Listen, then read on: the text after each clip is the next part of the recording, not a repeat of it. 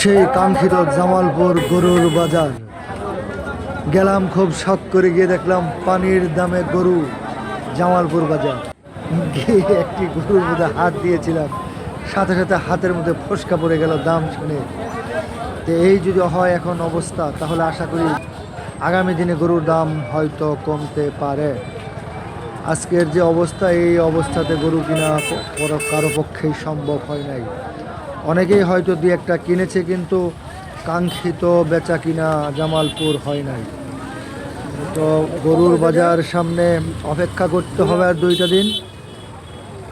তো দাম বেশি গরুর হবে, কিন্তু এত দাম যে বেশি হবে কল্পনা করতে পারি নাই। এই সাদা পাকড়া গরুটা আমি দাম বলেছিলাম, আমার কাছে 2,70,000 টাকা চেয়েছে।